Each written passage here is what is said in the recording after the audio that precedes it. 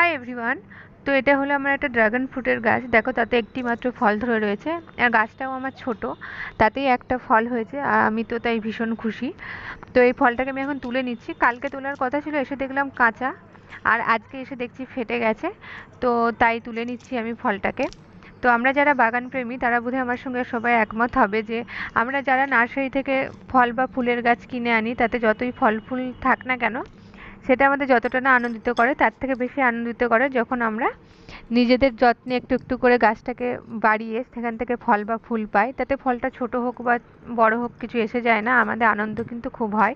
তো সেই রকমই এখন আমার আনন্দ হচ্ছে গাছটায় প্রথম ফল পেয়ে।